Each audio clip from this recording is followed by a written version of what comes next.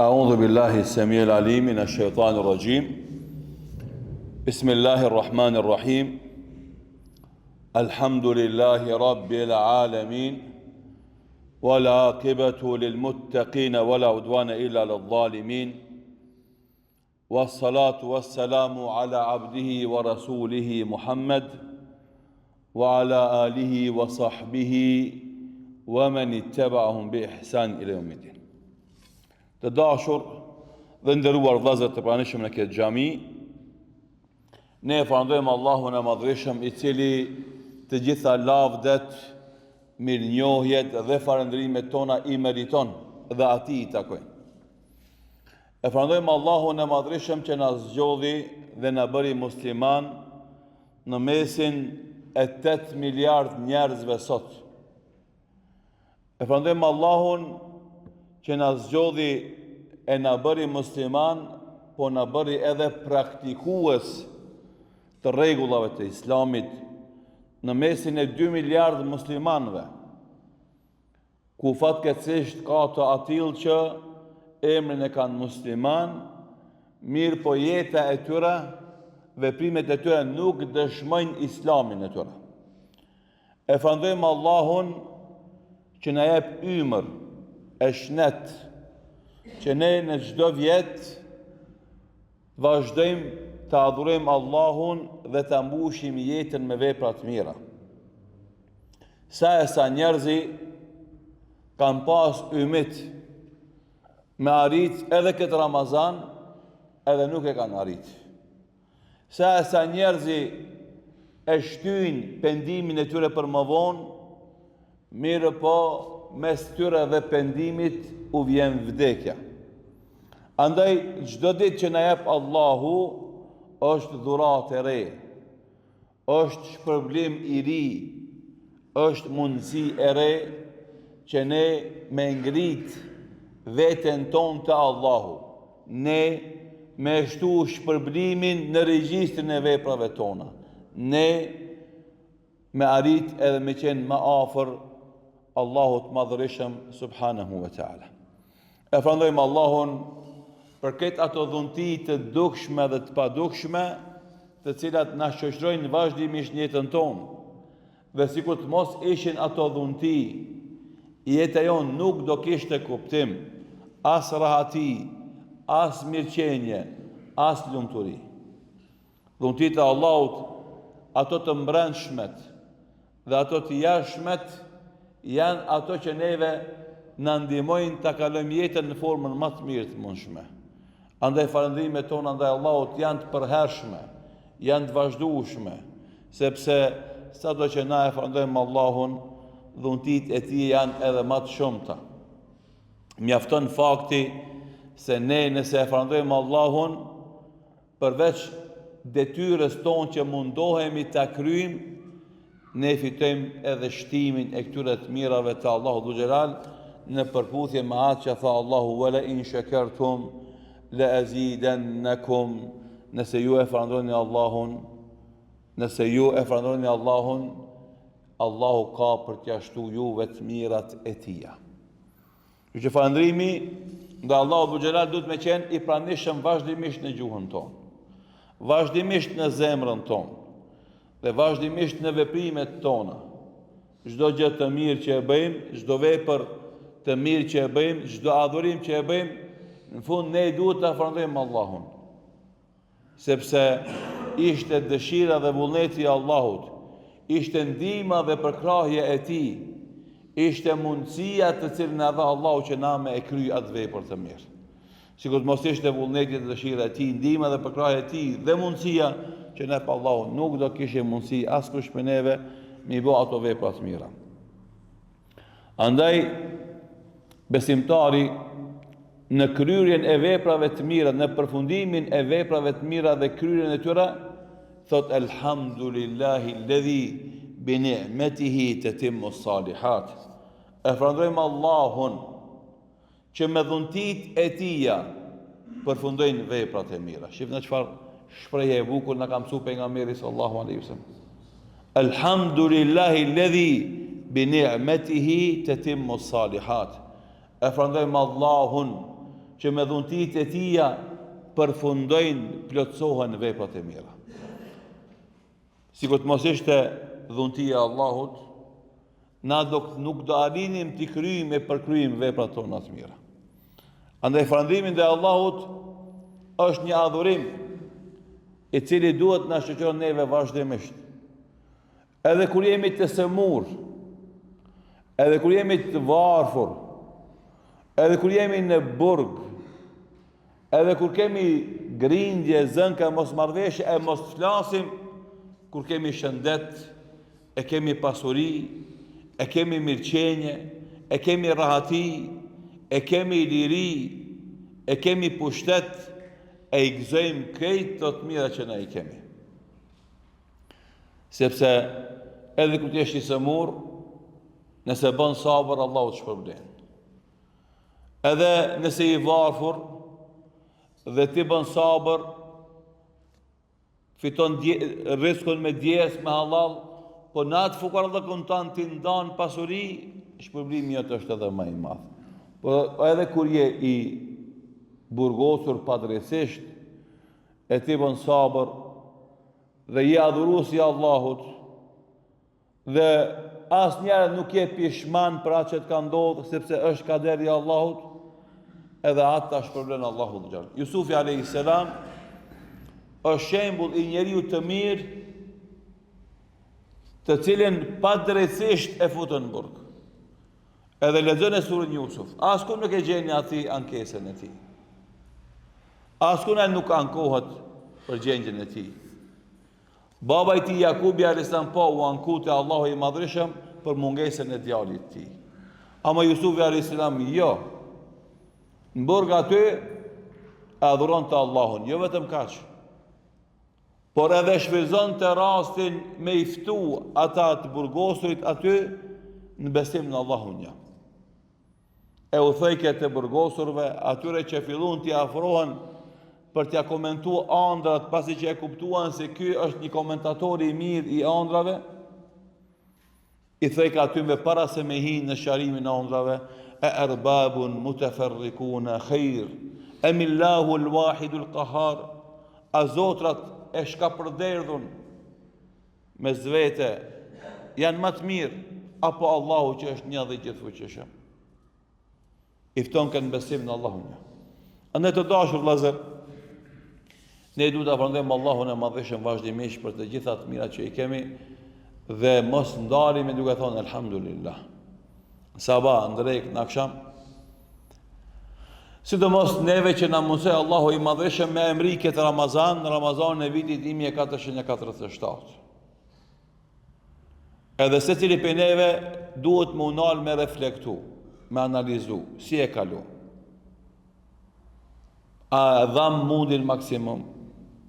A jemi të kënaqur me veten tonë për punët e mira që kemi bërë?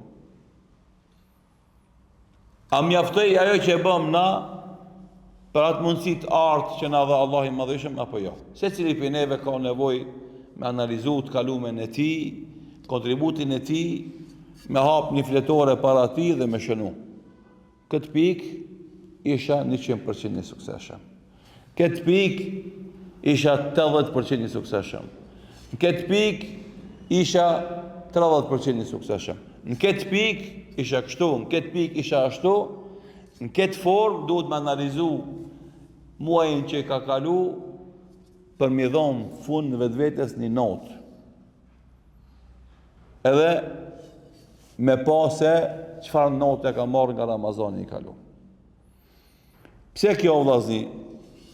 Se Ramazani është mundësi neve me na la, me na shpërla prej gjunave të kalume dhe me na mbush imanin me vullnet dhe entuziazëm që na me vazhdu edhe muaj tjerë me qenë adhurues të Allahut të Madhërishëm. Pra Ramazani nuk është stacion të cilin na vim edhe shfrytëzojmë edhe me përfundimin e Ramazanit përfundojnë veprat tona. Jo. Na vim, i lajmë të kalumet dhe e mbushim veten me pasuri për të ardhmen, me iman për të ardhmen. Edhe pastaj e shohim ndryshimin në ditët edhe muajt që vinë pas. E kështu normalisht jeta jonë e merr kuptimin e asaj që Allahu Dhu Gjelal kërkon për neve që na vazhdimisht jemi adhurues të Allahut. Çdo ditë, ditën dhe natën, çdo muaj. Jo një muaj po, një muaj jo, ose ndonjë muaj po e shumë muaj jo. Ashtu siç tha Allahu i Madhëshëm, kul inna salati wa nusuki wa mahyaya wa mamati lillahi rabbil alamin la sharika lah wa bidhalika umirtu wa ana awwalul muslimin. Ajeti 162 dhe 163 të surës Al-An'am, ku Allahu Dhu Gjelal i thot Muhammedi sallallahu alaihi wasallam, o i dashuri im, o pejgamberi im, kumto, publiko, tregoju njerëzve se namaz jem, kurbani jem, jeta dhe vdekja ime, të gjitha këto janë vetëm për Allahun, Zotin e gjithësisë. Këtë që kemi du t'ja kushtem Allahut. Namazi që është adhurimi më i madh. Sakrificat tona, kurbani jon, për dhe çdo sakrificë që na e bëjmë du t'jetë vetëm për Allah. Këto janë dy momente që na shoqërojnë neve shpesh në jetën tonë. Namazi dhe sakrifica. Secili prej nesh ka nevojë me sakrifiku prej gjërave, prej të mirave që Allahu ja ka dhënë atij. Fillon nga sakrificat më të vogla. E sakrifikon kohën tënde për ta ndihmuar dikën. Pastaj kalon te sakrifica fizike, e sakrifikon trupin tanë për ta ndihmuar dikën. Pastaj kalon te sakrifica ekonomike, e sakrifikon pasurinë tënde për ta ndihmuar dikën. Pastaj kalon te ajo që është më e madhe, e sakrifikon jetën tënde për ta shërbyer fenë Allahut dhe për t'i dhënë fitore fesë të Tij subhanahu wa taala. Këtë na në segmente të ndryshme sakrifikojmë. Por sakrifica dikush i bën për hatër e për lavd, e dikush i bën për Allah. Edhe namazin që vim na me e fal, edhe sakrificën që na e bëjmë, të gjitha këto duhet me qenë vetëm për Allahun e Madhëshëm, nëse duam që Allahu na i shpërblen ato. Nëse duam që t'ja shohim hajrin dhe bereqetin atyre në këtë botë dhe shpërblimin për to në ahiret. Përndryshe, bon hi edhe pluhur. Wa qadimnahum ila ma amilu min amalin faj'alnahu haba'an manthura. Do i sjellim njerëzit para veprave të veta që i kanë bën. Ata mund që ata do gëzohen, do i shohin një grumbull të madh, faj'alnahu haba'an manthura, na do i bëjmë pluhur i shkapërdellur. Ti do mendoj se pas kam shumë në boll. Tamam ti gëzohesh në momentin që e shef në kontën tonë 1 milion, 2 milion, 3 milion, 5 milion, 10 milion sevape, ata për një sekund fshihen, bëhen 0, 0, 0, 0. Si ta zgjohen për asaj. Andaj, këte janë dy momentume shumë të mëdhaja, namazi dhe sakrifica. Pastaj Allah i Madhëshëm përmendi krejt sendet. Po se një numëron një nga nësë janë shumë, tha, kul inna salati wa nusuki wa mahyaya wa mamati lillahi rabbil alamin. Po hajde mos nisim të numërojmë se janë shumë, po krejt jeta ime. Po edhe vdekja ime. Këtë janë vetëm për Allahun e Madhëshëm. I cili është Zoti i gjithësisë, i cili nuk ka ortak, la sharika lah.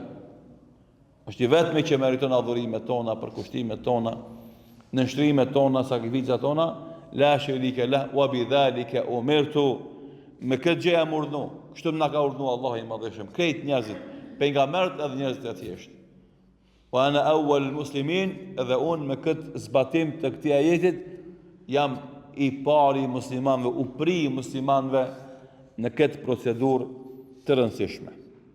Të dashur vëllezër, besimtari e kupton nga ky ajet dhe shumë ajete tjera se adhurimi duhet ta shoqëron atë vazhdimisht në jetën e tij. Për muslimanin nuk ka fundjavë. Në punë shtetit punon, shton në diellin e ki pushim. Dikun vetëm diellën. Edhe i gëzohet punëtori fundjavës. Pse ka me pushu? Muslimani është i ngarkuar me detyra fetare 24/7. Çdo ditë javës ka mu fal.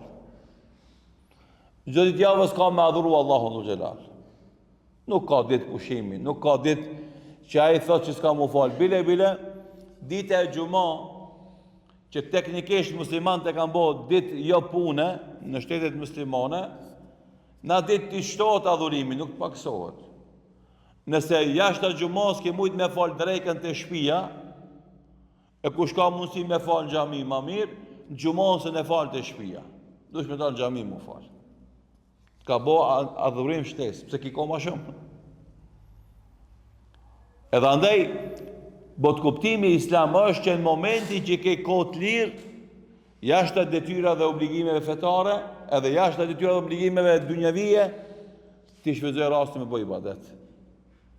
Dhe na themi për shembull, sot s'jam punë, kam u kënaq, kam pushu. Sot s'jam punë, kam lexuar Kur'an më shumë. Sot s'jam punë, kam më bëu dhikr më shumë. Sot s'jam punë, çdo namaz kam me fal në xhami. A ne bëjmë të kundërtën? Shu i se sot s'jam punë, kam me pushu. As nuk del në xhami me fal namazin me xhamat, as nuk lexon Kur'an më shumë, as nuk bën dhikr më shumë, as nuk është në shërbim të prindërve ose të familjes vet. Përkundrazi, domthon, e kalon kohën me më pak vepra të mira sesa që i bëj ka ato gjatë ditëve të punës. Për muslimanin nuk ka pushim vjetor. 11 muaj ka punu, e tash 1 muaj merr pushim, mos më punu hiç.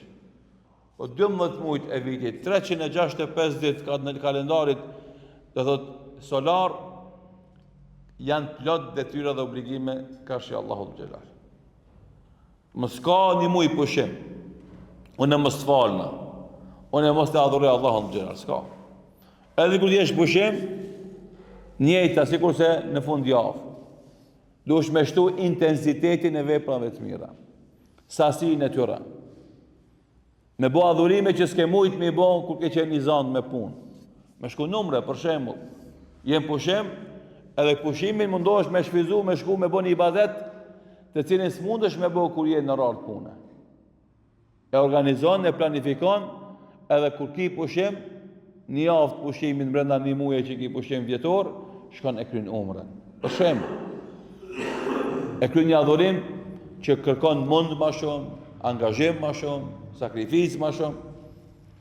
Edhe kështu e mendon jetën tonë. Edhe në momentin kur ti kursen pasuri për rrogës tonë, për të ardhmën e tuja, i grumëllon ato, ose për të bëj ibadete që lidhen me pare si që është umre dhe haxhi, ose për të dhënë sadaka edhe lëmosh atje ku ka nevojë. E s'ka dyshim se sadakaja më e mirë jepet në atë që quhet el jihadu fi sabilillah, në mejdanin e fush betejës. E gjihadi një në anë është dituria, e një në anë është lufta. Tu dhjetë janë gjihad fi sabilillah. Pasurin më të mirë, më të begatshme, më të bereqeshme që ki, e harxhon ose për me i ndihmu studentët me u shkollu, ose me ndihmu luftarët me luftu. Kjo është me do një më i mirë, që ti mund është me harxhu pasurin tonë. Kafet, qefet, satanatet, drejkat, darkat, ato harohen. Ato përfundojnë, ama parën që ke dhonë për me ngrit umetin islam, më njanë me dituri, e më njanë me gjihad, me sakrificë, me luft, atëre kjo është kontributi më i madh që ti e ke dhonë nga pasuria jote. Në islam nuk ka pensionim. I kumbo 35 vjetë punë, i kumbo 67 vjetë mosh, 64, ma shkurt po thënë. Po, 37 vjetë punë, 64 vjetë mosh, me dalë penzi se je i pa aftë me punu. S'ka kështu në adhurime ndaj Zotit. S'ka momentum që thotë i valla unë kaq adhurova, sa adhurova, bona sa bona, e mbylla. Nuk ka. Pse? Se Allahu dhu gjera që ka thotë wa'bud rabbaka hatta ya'tiyaka al-yaqin. Adhuroj Zotin tanë derisa të vdekja. Deri momentin e vdekjes ki detyra dhe obligime e karshi Allahut. A i ki 80 vjet, a i ki 90 vjet, nëse jenë vetë dijet plot, ti e ki obligim me adhuru Allahun, ti e ki obligim me falë namazin. Po s'mund është me nejtë kam, ullur. Po s'mund është mu falë ullur, shtrir, ama ki mu falë. S'mund me marë abdes, nimojnë me marë abdes. Po s'mund është heq as me të nimuaj me marë abdes, se së në qohë është mërte e mund. Ama nuk bia adhurimi për te e kur. Edhe këtu është ai keq kuptimi që e kanë përmend hoxhallarët vazhdimisht të disa prej të devijumve, atyre që kanë dalë nga rruga e Kur'anit dhe Sunnetit, dhe kanë shtrembruar kuptimin e këtij ajeti kuranor. Ajeti 99 në surën El-Hijr. Kanë thonë ata, adhuroj Zotin derisa të arrish gradën e yakinit, e bindjes, do tarikatet të sufive, dervishave. E kur të arrish këtë gradë të bindjes, atëherë mo të s'ki obligime dhe detyra, se ke mrimë një situatë që tani mo ti bosh bashk një me Zotin Dhul Xhelal. Ajo që quhet wahdatul wujud, unitet i ekzistencës, më këtë krijesat edhe krijuesi bëhen një. Ose ajo që e përdorin si term filozofik panteizëm, ku Zoti ku njeriu mishrohet në Zot. Teoritë të gabume, të devijume dhe keq kuptimi i ajeteve kuranore. E qëllimi i këtij ajetit është adhuroj Allahun derisa të vjen bindja, domethënë kur ta shohësh ti me sytë e tu melekul mautin, të ta marr shpirtin dhe deri dje ti e kishe informat khabarul yaqin, e kishe informat bindse se të vjen nga Kurani dhe Suneti. E sot ti e kishe ainul yaqin, e kishe bindje të pamjes. Bindja jote është më e lartë, informata është më e lartë, se po e shef me sytë e tu melekul mautin që të vjen me ta marr shpirtin dhe ti më u bind se për një me jeta pas ka fund. Edhe mas kësaj faze, unë do ballafaqohem me të bamat e mia. Unë ballafaqohem me krejt ato vepra që i kam bërë të mira qofshin apo të këqija. Andaj, besimtari nuk nalet në veprat e tia pa marrë parasysh sa vjet i ka bën. E nim kanë herë për disa vllaznive, valla shumë vjet jam që falna, sikur se i duket vetja se ka bo shumë. E thash mundet mi dhon vetes pak liri. E i tham na do të rive dhe matrive, më vlla, e shef filan haxhin, i ka bo 70 vjet hemen se. Pin 15 vjet ja ka nis me fal namaz, ma gjë Ramazan, halas u ka lodh. Ti djeja ki nis. E para se ki nis kur i pas 15 vjet se i kon një halitëm. Jo uzu pak ma vonë. Ki nis mu fal edhe ma vonë. Ki bon që ki bon kur i kon një ri, sot ja ki nis mu fal edhe ki nis çallam me qit. E di ku shamune. E di çka ku mbone, çka ki bon beti. Po djebja nise. Djeja nise, qa ki mujt me boti. Qëra gjin, i ka bo 70 vjet, i ka bo 80 vjet. Ai, jo që me qitë qallëm. Syri ti shumë ma pak haram se ti ka pa. Barku ti shumë ma pak haram se ti ka hangër.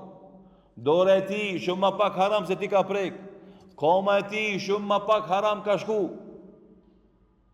Jetë e ti shumë pak pa ibadet i ka kalu.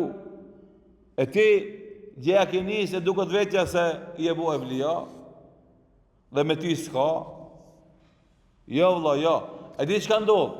Ky i rivi në udhëzim, i cili ka bo do hapa, i duket vetja evlia. E ky Haxhi Baba që shumicën e jetës në adhurim e ka kalu pin 15 vjet, i duket pak ka bon për Allahun Dhul Xhelal. Edhe e shfrytëzon këto ditë e fundit jetës së tij si një koprac i madh. Mundohet çdo sekond me e kalu në ibadet.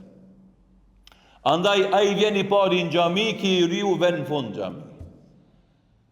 Ai fal fardhin dhe sunet, ki i riu thotë unë ball me fardhin suneti, si të muj mirë si mos ka gale. Haxhi Baba vazhdimisht lexon Kur'an, ka 1, a 2, a 3, a 4 xhuza për ditë, a 5, ki asnjë faqe 2 nga Kur'ani se në lexon. Haxhi Baba gjithë jetën e tij pasurinë e ka harxhu për të ushqyer familjen e vet me halal, që llogaritet sadaka, po plus me gjithë se rogat i kanë pas të vogla, u mundu ka pak me nda anash me nimu xhamin, me pagujt antarësin, haku në hoxhës, me nimu në talebe, në medresan, në student, në familjarët vetin. Te rogën e ki, mashallah, po, ajo rogë e jotja, sjetë pesaj kur gjohë me dhonë ti sadaka. Plus si e fiton. Andaj, dalime shumë i madhe vllazni. Edhe ky jeton edhe ti jeton, po ti dje ke nis edhe shumë qallon po qet, ki vazhdimisht në rrugë Zot ka qenë edhe i përulën e gjen, të përulën e gjen, modest e sheh, edhe ati duket se kur gjon s'ka bë. Hiçko jeta pa bën ndonjë punë të madhe, a këtë jetën e tij e ka kaluar në adhurim të Allahut subhanahu wa taala. Andaj në prizmën e kësaj dosha parajush me paraqit një hadith pejgamberit sallallahu alaihi wasallam, të cilin e regjistron Imam Ebu Abdullah Muhammad ibn Ismail al-Bukhari rahimahullahu ta'ala. Imam Ebu Abdullah Muhammad ibn Ismail al-Bukhari. Kjo është emri i plot i Imam Bukhariut rahimahullahu ta'ala. Në sahihun e tij, El-Jamiu Sahih, në kapitullin që flet për emocionet e imanit, Kitabu Riqaq, hadithe me të cilat ja zbut imanin besimtarit. Sidomos te nën kapitulli Babul Qasdi wal Mudawamati al Amal, kapitulli që flet për synimin në ibadete dhe vazhdimin në adhurime. Shifej ka bo bashkë më një nën kapitull me titull va kam të regu vazhdimisht, edhe duhet të keni parasysh se Imam Bukhariu rahimullahu ta'ala në sahihun e tij, fiqhun e tij, kuptimin e fesë e ka të regu tek emërtimi i kapitujve. Atë që ka kuptu Imam Bukhariu për një hadithit e ka përpilu titullin e kapitullit. E ta shtu ko thot Babul Qasdi wal Mudawamati al Amal, kapitull që flet për synimin dhe vazhdimësimin në vepra, tregon se veprat tona duhet të jenë vazhdueshme, po edhe sinqerta. Nëse janë sinqerta, le të jenë vazhdueshme, po ato nuk bëjnë dobi. Ama kur janë sinqerta e janë të vazhdueshme, ato janë dobishme edhe nëse janë pak. Kontinuiteti e bën vetën. Vazhdimësia e bën vetën. Keni shku në për male, në për katune, edhe çdo katun e ka një qeshëm midis katunit. Edhe në për male kanë bo besimtarët qeshma, do thot me korite. Me korita. Pse? Që me pi ujë njerëzit, po edhe hajvanati. Edhe zakonisht ato qeshmat me korite i kanë bo prej gurit. Edhe ai uji tura pika në atë gur, e ka bo një vrim, e ka bo një bir. E logjika thjesht është që uji është më i butë se sa guri. E guri është më i fortë se sa uji. E si ka mundësi ky ujë i butë i cili bjerë për mjatë gur të fortë, ma arrit me bo një bir aty. Cili është elementi i cili ka ndihmu ujin e butë me bot këtë vrim në këtë gurin e fortë? Vazhdimësia. Se vazhdimisht ka raje pik tëk, Jo një herë, po me qindra, me mija, me qindra mija dhe miliona herë. Edhe andaj, edhe na në jetën tonë, nuk duhet me shiku vetëm se sa është vepra jonë e madhe, po duhet me insistu në kontinuitet, në vazhdimsi. Në këtë kapitull, Imam Buhariu rahimahullahu taala e sjell senedin e tij, transmetimin e tij deri tek Aisha radhiyallahu anha, e cila ka thonë, qalet suila an-nabiy sallallahu alaihi wasallam, e kanë pyet pejgamberi sallallahu alaihi wasallam, ayul a'mali ahabbu ila Allah, cila prej veprave është më e dashur te Allahu. Shifte, kjo pyetje tregon fikhun e sahabeve. Sahabët kanë qenë genial. Brenga kryesore e tyre ka qenë me ditë atë që don Allahu. Pse në momentin që e bëjnë një vepër të cilën e don Allahu, atëherë Allahu ka më i dashur edhe këta. Edhe brenga kryesore e tyre ka qenë kjo. E dini atë llafin e Hasan Basris rahimahullahu taala, i cili thoshte leysa al-amru an tuhibba bal al-amru an tuhabba. Në gjuhën arabe një shkronjë e bën dallimin. Mendoj ju që se din arabishtën nuk e vrejni dallimin. Leysa al-amru an tuhibba bal al-amru an tuhabba. Fjalit e njëjta. Ama tuhibba është ti me dash dikan, tuhabba është ty me dash dikush. Andaj thot Hasan Basriu, nuk është puna sa ti e don Allahun, por është puna sa don Allahu ty. Edhe andaj sahabët e pyetnin pejgamberin sallallahu alaihi wasallam, cilat janë veprat të cilat i don Allahu. Pse? Që unë kur t'i bëj ato vepra kam ndoshta automatikisht Allahu mua. Edhe ka qenë fiku i tyre, që neve nuk na shkon ndërmend shpesh herë, fatkeqësisht. Ma shumë e kemi gale, a na don filani e fisteku, a na don ky e aj, se sa a na don Allahu. Kur t'jemi na me Allahun, mirë, ta duam Allahun dhe të na don Allahu, atëre, si kur që ka thonë në alimi selefit, kun me Allah, wala tubali. Bëhu me Allahun, e që mësi i gale. S'ki qka hupë. Kush është të bërë me Allahun, kush është shëqonë Allahun, kush ndëgjën Allahun, kush pret për Allahut, kush kërkon të Allahu, a i s'hupë kun njërë. Veç ka me fitu. Ama kush bëhet me njerëz, jo të gjithë njerëzit ja plotësojnë dëshirat dhe kërkesat e ndihmojnë e përkrajnë e kështu me radhë. E kur i tha kësaj sahabiu ayul a'mali ahabbu ila Allah, qal, tha pejgamberi sallallahu alaihi wasallam, adwamuha wa in qal, tha punë e vazhdueshme edhe nëse janë pak. Subhanallah. Zakonisht ky sahabi ka prit m'ia tregu për shembull namazin, m'ia tregu për shembull agjërimin, m'ia tregu për shembull leximin e Kuranit, për shembull. Se ka hadithe tjera që ka përmend, se për veprave më të mira, më dash Allah është namazi kohën e vet, për shembull. Edhe ky ka prit në adhurim që ai të kapet për të, edhe ta zbaton, ta vepron. Mirë, pejgamberi sallallahu alaihi wasallam i ka treguar metodologji, jo vepër. Si ka pru shembull, po i ka pru rregull. E kuptoni dallimin? Shembulli vjen mas rregullit. Edhe shembull me shembull sqarohet rregulli. Po mos u kap për shembullin, po kapu për rregullin. Se me kalimin e kohës dhe me ndryshimin e personit, shembulli nuk i përshtatet, ama rregulli gjithë i përshtatet. Se ajo që ka qenë shembull në librat shkollor, kur kanë qenë baballar tonë shkolla, nuk ka qenë shembull në libra shkollor kur jemi konë në shkollë fillore.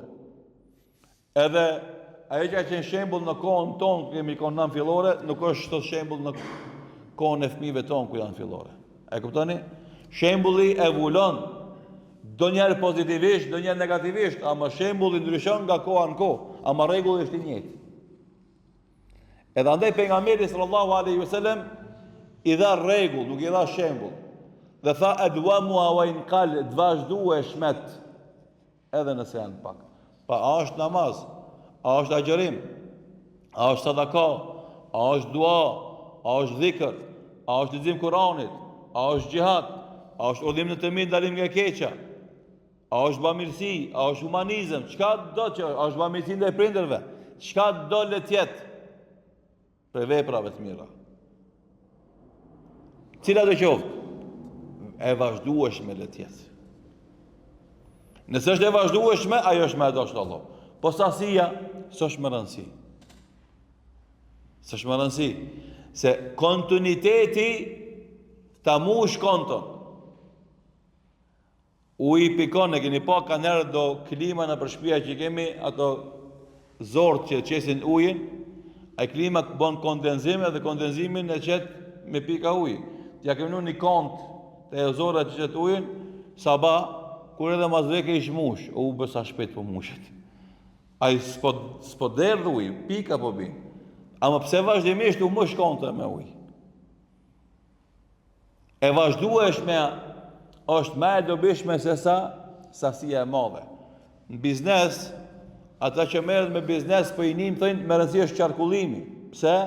Thonë qarkullimi i madh me fitim të vogël, sjell fitim më të madh se qarkullimi i vogël me fitim të madh. Kontinuiteti, vazhdimësia. Edhe andaj, ky rregull do thotë është ajo që na duhet ta bëjmë pjesë përbërëse e metodologjisë së jetës sonë. Ta integrojmë dhe ta instalojmë si program në metodën e jetës sonë, këtë pjesë përbërëse e jetës sonë. Çka do që bëjmë për veprave, të jemi në kontinuitet. Edhe të gjitha mejdanet e jetës, prej të adhurimet, deri të eksportet, vetëm me kontinuitet ne arrim sukses. Si të shkëputesh, shkëputesh. Si të nalesh, nalesh. Shkolla, çka lip, arsimtarët, çka bëjnë problem, mungesat. Notat nuk i bëjnë problem, mungesat i bëjnë problem ashtu. Pse?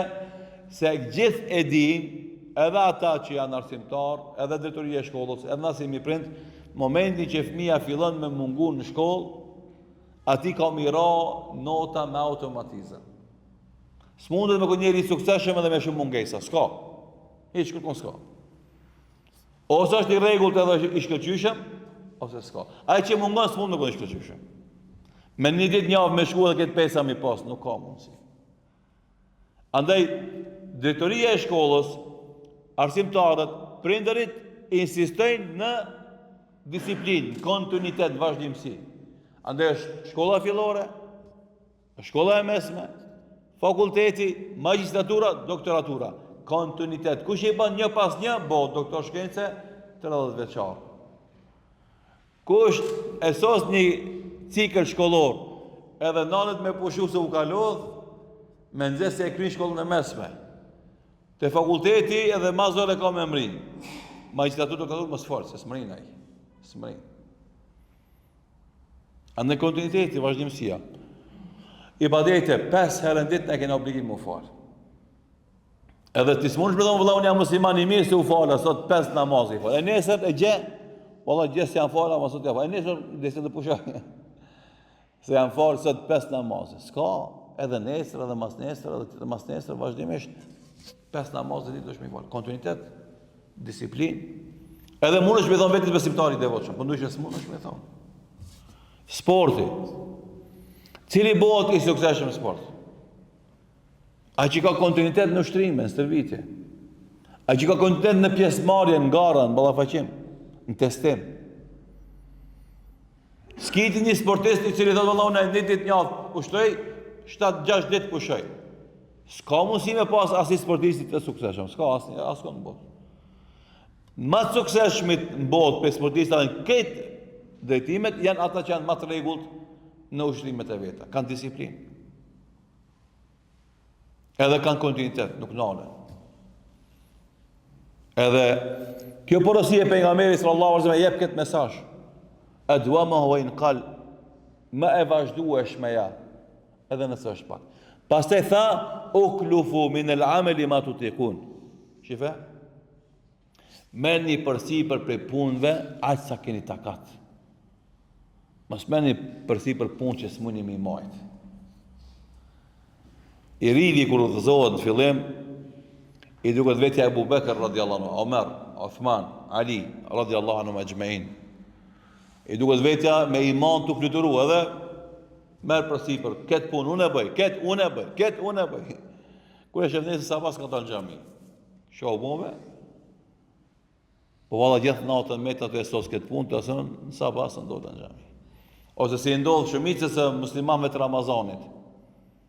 Vinë namaznat e falin, knaqen, elhamdulillah, në sabah i valla më kishë thonë gjumi, si që nisha kur gjo, se ne fala sabajnë vaktin. Me të gjami jëse jo pas se në ka falë në vakt. Shka i themi në këti? Themi iq mësë delë më falë namaznate. Ruje sabajnë, bolle ki. Ma i madhë sabajt e Allahu dhu gjelar se sa namazin natës. Shumë ma i madhë. Edhe suneti sabajt është ma i madhë të Allahu se sa namazin natës. Ama ofanziv. Njerëzit e kuptojnë se është adhurimi madh, ka atmosferë të mirë, imani rritet, emocionet zgjohen, edhe të shkojmë, tamam. Ama kjo është që me ta animu ti me dalë sabah, jo mu bu pengesë për sabahut. Kjo është që ty me ta animu me fol namaznat edhe jashtë Ramazanit, jo ti më një herë me ron provim, mas namazit natës sabah mos me mujt me dalë. S'ka kështu. Ande uklufu min al-amali ma tutiqun, merrni përsipër punë, zotohuni për punë të cilët mund t'i bartni, mund t'i mbajni, mund t'i realizoni. Edhe ky është rregull gjeneral, subhanallah. Na jemi njerëz edhe shpeshere jemi në aktivitete shoqërore, bashk. Edhe kemi nevojë për bashkëpunim, kemi nevojë për t'i ndarë detyrat dhe obligimet tona. E dikush është i guximshëm, unë e bëj këtë punë, merr përsipër, një angazhim, dy angazhime. Edhe ti normalisht i ke ndarë detyrat edhe pret rezultate, pret sukses. Kur ai që ishte më i zhurmshëm në marrjen e detyrave, më shumë ti ka dështu. Edhe shumica e projektit ka dështu për shkak dështimeve të tia. Edhe na andaj themi, para sa marrësh përsipër një përgjegjësi, mendoj e mirë. A din edhe a mundësh, a din, a don edhe a mundësh me bo. Shife, a din, a don edhe a mundësh me bo. Se ti mundësh me dit, edhe me dash, po s'mundësh, s'ki mundësi me bo. Ti mundësh me dit, po nuk don me bo. Nuk i vullnet, nuk i vendosë. Për shembull, sa e sa njerëzi i vujnë për disa veseve. Për shembull, duhani, cigaria. Edhe ti e din damin e duhanit. Edhe ki mundësi me lonë, sepse duhanin nuk e lind me duhanti, nuk është send i ligjitur për te, e ke ngjitë në ndërkohë. Ti mundesh me lonë, ama s'don. Edhe nëse ti e din damin e duhanit, edhe duhani mundet mu lonë, sepse janë dëshmitar ata që e kanë lonë, parashot pyetja, ti pse se len? Pse s'don. Këtë që ka thotë mas kësaj është manipulim. Është tentativ me dalë pi krize, ama s'është e vërtet është kjo. Nëse ti e din damin e duhanit, edhe don me lanë duhanin, ki mundësi me lanë duhanin e len. Edhe ki me lanë. Ama nëse ti e din damin e duhanit, edhe mund është me lanë për shkak shembujve të tjerëve, dhe nuk e len, në mund nuk ki dasht me lanë.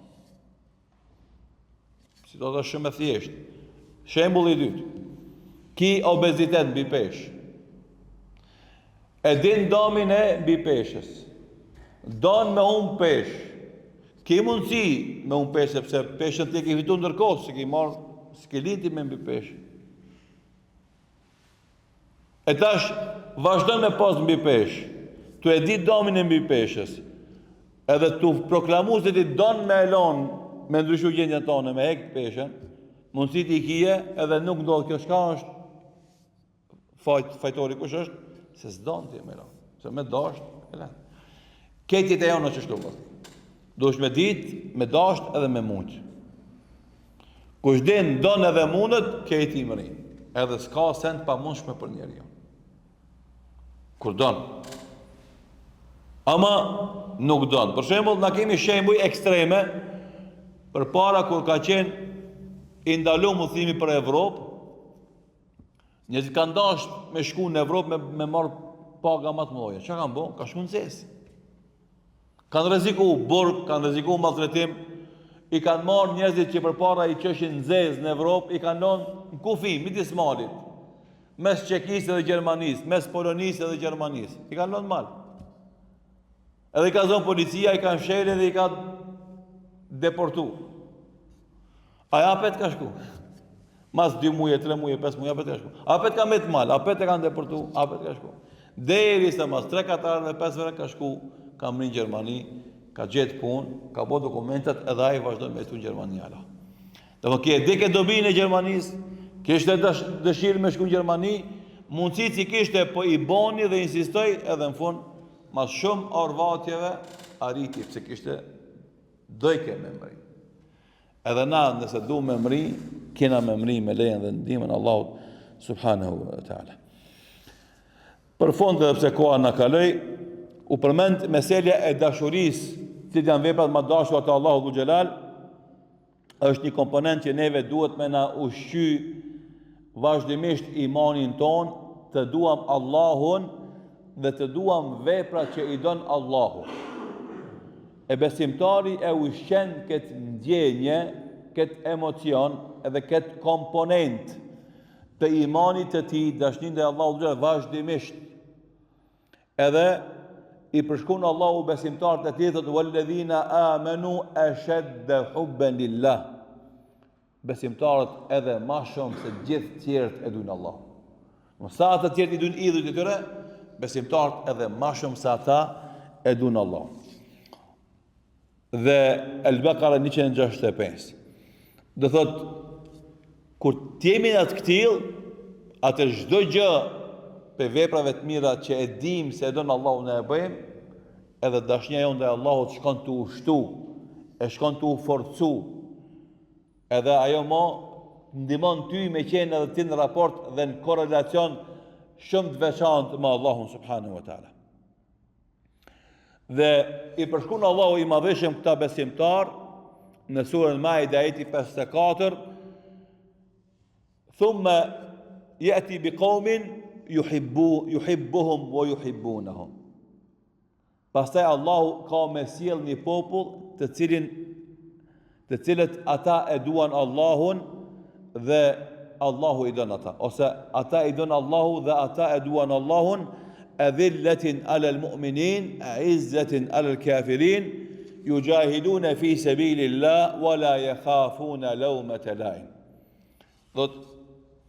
Nëse na e lëm gjihadin fi sabilillah, sakrificën për Allah, sawfa yati Allahu biqaumin, ka me pru Allahu një popull, yuhibbuhum, Allahu i don ata, wa yuhibbunahu, dhe këta e duan Allahu. Shifa? Do përshkrimi i njerëzve të cilët kanë me vazhdu amanetin, e kanë këto dy tipare. Ata i don Allahu dhe ata e duan Allahun. Adhillatin alal mu'minin, janë të përulun ka shi besimtarve, modest. Aizzatin alal kafirin, kanë krenari kundër qafirave.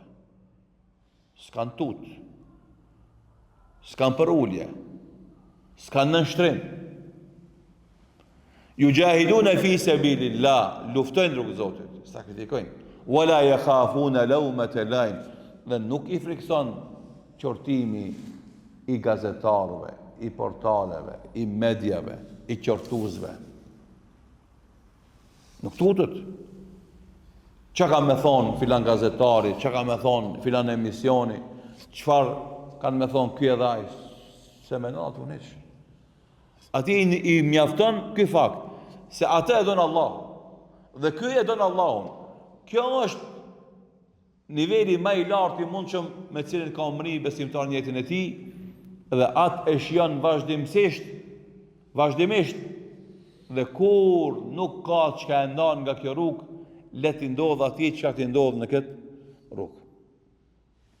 Andaj kur besimtari e ka këtë komponent, atëherë do thot është i rregullt në kryen e obligimeve të tija.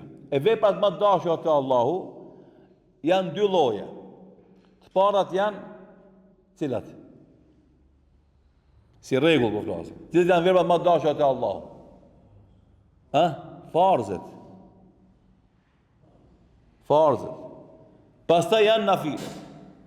Argument për këtë është hadithi pejgamberit sallallahu alaihi wasallam, të cilin gjithashtu e transmeton Imam Buhariu sahihun e tij nga Abu Huraira radhiyallahu anhu, i cili thotë: "Ma taqarraba ilayya 'abdun bi ahabba mimma aftaradtuhu alayhi." Nuk më afrohet robi me vepra më të dashura te unë se sa ato që ja kam bë farz. Wa la yazalu 'abdi yataqarrabu ilayya bin nawafil hatta uhibba. Dhe vazhdon robi të më afrohet me nafile, me vepra derisa ta dua ata. Lloji i parë janë farzet, lloji i dytë janë sunetet. E kush i bën edhe farzet edhe sunetet, gjithsesi ai njeriu ka më qenë i dashur te Allahu xhelal. Edhe normalisht ky njeriu që i bën edhe farzet dhe sunetet e don Allahun, andaj edhe i bën këto adhurime edhe këto veprime. Edhe këta njerëz duke kryer këto detyra arrin gradën e xhenetit inshallahu taala. Edhe një hadith dhe me te e përfundoj me gjësin e sotëm inshallah taala. Pejgamberi sallallahu alaihi wasallam një ditë u tha muslimanëve: "Ja juhen nas, o njerëz, o burra, o populli, khudhu min al-amali ma tutiqun." Merrni përsipër detyra dhe obligime që mund t'i zbatoni, mund t'i realizoni. Fa inna Allaha la yamallu hatta tamallu. Se Allahu nuk bezdiset nga shpërblimi juaj derisa ju nuk bezdiseni nga veprat e mira. E kuptuat këtë fjalë? Allahu nuk lodhet të të shpërblijë ty nëse ti nuk lodhesh të bëj punë të mira. Nëse ti nuk nalesh nga veprat e mira se je lodh. Nëse ti ke vullnet me bëj vepra të mira, sa të dush ban, Allahu kur s'lodhet të të shpërblijë ty. Domethënë Allahu nuk bezdiset nga shpërblimet që ti jep ty, derisa ti nuk bezdisesh për veprave të mira ti lash. Që themi valla, i kum fal për ditë sunetet sot s'po i fali. Po pushoj pak, s'ka me pushu. Sunetet mi fal rregullisht. Pastaj tha: "Wa inna ahabba al-a'mali ila Allahi ma dawama alayhi sahibuhu wa in qal." Se veprat më të dashura te Allahu janë ato që i vazhdon njeriu edhe nëse janë pak. Shive, kjo është transmetim tjetër. Edhe kjo si e lidhi, o ju njerëz, merrni përsipër punë sa mundni me bajt, se Allahu nuk bezdiset derisa ju nuk bezdiseni. E Allahu, veprat më të dashura te Allahu janë ato që pronari i tyre i bën vazhdimisht edhe nëse janë pak. Dhe pastaj në hadithin tjetër tha, dhe kjo është ajo që dëshon me nda si fund: "Innal munbatta la ardan qata'a wala dhahran abqa." Se ai që ngutet dhe ai që merr hujum, thot pejgamberi sallallahu alaihi wasallam, as larg s'an shkon, po as devën shnosh selen. E ngut me ja, çka ndodhe, merr kerin, ke me dvonë dhe sa të dash pi parkingit shtëpisë apo banesës bën ndeshje. As mrinte ku patë me shku, as kerin e motën e lajën Terezi. E more kerin me hujum, jep gaz, e blokon motorin, të desh me mri ma shpejt, motori i lisht, as keri me tamam, as mrinte ku patë me shku. Feja Allah nuk është me ngutme, as me hijgjim, por është me kontinuitet, me vazhdimsi. Ka shumë muhabet këtë temë. Islami të ne në shkup në Maqedoni e dini pse është më i fuqishëm, se ka kontinuitet, ka vazhdimsi. Çdo xhamia, çdo mektebe vazhdimisht u kanë fol njerëzve mësimet e fesë. Hoxhallarët të diturit, mesatarisht të diturit, edhe fillestar, pa marrë pra çfarë kategori kanë qenë. Ato i kanë thonë besimtarëve la ilaha illallah Muhammedur Rasulullah. U kanë thonë besimtarëve falni namazin. U kanë thonë besimtarëve merrni abdest. U kanë thonë besimtarëve merrni gusull. U kanë thonë besimtarëve mloni avretin. U kanë thonë besimtarëve kamata haram. U kanë thonë besimtarëve haki huaj haram. U kanë thonë besimtarëve keni frikë Allahut. U kanë thonë besimtarëve frikuni nga nata e vorrit. U kanë thonë besimtarëve respektoni prindrit. U kanë thonë besimtarëve kujdesuni për fëmijët. U kanë thonë që ata fjalë që kanë thonë ata hoxhallar praneve tek gjitha kategorive, ato e kanë marrë Islamin të fuqishëm te na. Edhe për shkak të angazhimit të tyre, Islami është kështu si është i fuqishëm te na. Që sot ti i ri se a ke nis mu fal, kujton se ke zbulu Amerikën dhe çka e këtu bon ti kur kush s'ka bo përpara. Ja. Çka kanë bo ata, na Allah s'kena mrin me bo. Allah s'kena mrin me bo. Ja, o vllazni, jeta vazhdon, adhurimi Allahut vazhdon, punët e mira janë hala aktual, jetën që kena në disponim duhet me mush me vepra të mira, s'ka pushim për besimtarin, mas Ramazanit nuk ka kush ka në pushim, mas Ramazanit nuk nalet, po vazhdon me vepra të mira, derisa t'i vjen vdekja në fyt. E atëherë normalisht ngritet llogaria, përgjegjësia dhe përfundon angazhimi dhe ibadeti i tij. Allahu na bëf këtill, Allahu na fal mangësitë dhe gabimet tona, Allahu na shpërbleft angazhimet tona. E vazhdojmë inshallah taala me aktivitetet e pas Ramazanit, tash e tutje sipas mundësive dhe kushteve që dhe kemi. Walhamdulillahi rabbil alamin.